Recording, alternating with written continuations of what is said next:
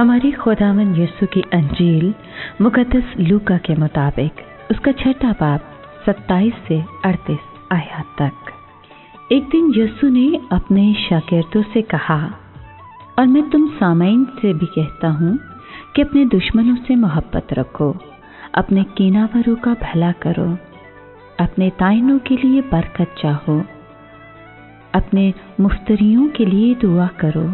जो तेरे गाल पर तमाचा मारे दूसरा भी उसकी तरफ फेर दे, और जो कोई तेरा चोगा छीन ले उसे कुर्ता देने से भी मना न कर।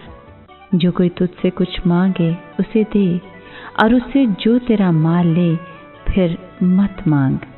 और जैसा तुम चाहते हो कि लोग तुमसे करें, तुम भी उनसे वैसा ही करो। और अगर तुम अपने प्यार करने वालों से प्यार करो तो तुम्हारा क्या एहसान है, क्योंकि गुनहगार भी अपने प्यार करने वालों को प्यार करते हैं।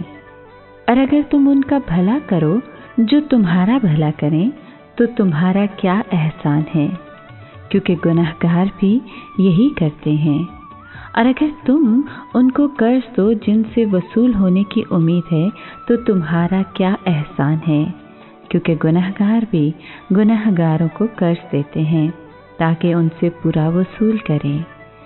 बल्कि अपने दुश्मनों को प्यार करो और भला करो, और वसूल होने की उम्मीद ना रख के कर्ज दो तो तुम्हारा अजर बड़ा होगा और तुम हक ताला के फर्जंद होगे, क्योंकि वो नाशुकरों और शरीरों पर भी मेहरबान है।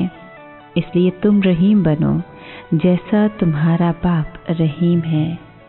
ऐब ना लगाओ तो तुम पर भी ऐब ना लगाया जाएगा।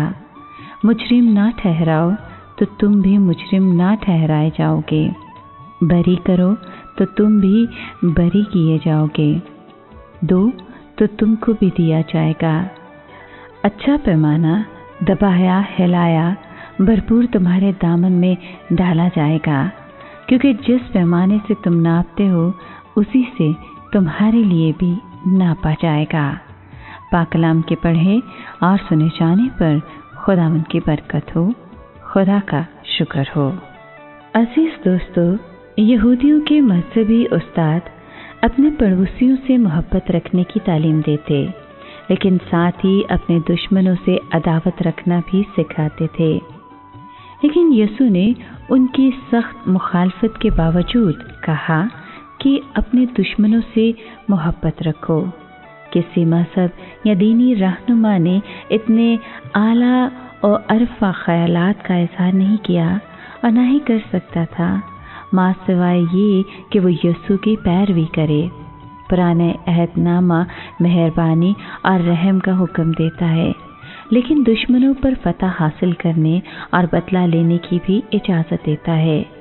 मगर यीशु ने सिखाया कि सब लोग जिन्हें हमारी ज़रूरत है हमारे पड़ोसी हैं।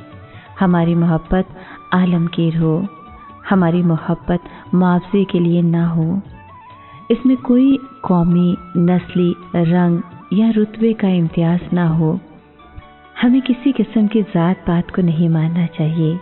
ये कामलियत का सबसे बुलंद नमूना है। जिस तरह हमारा आसमानी बाप कामिल है, हमें भी कामिल बनना चाहिए। जिस तरह वो रहीम है, हमें भी रहम करना आना चाहिए।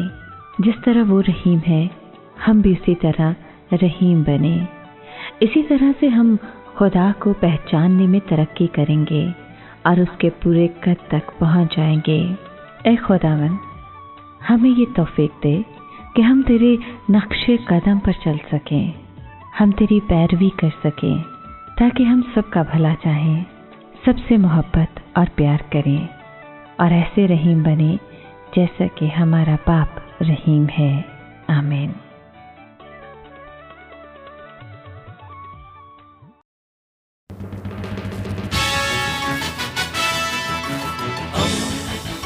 दोस्ती का पैगंबर, रेडियो वेरितास एशिया।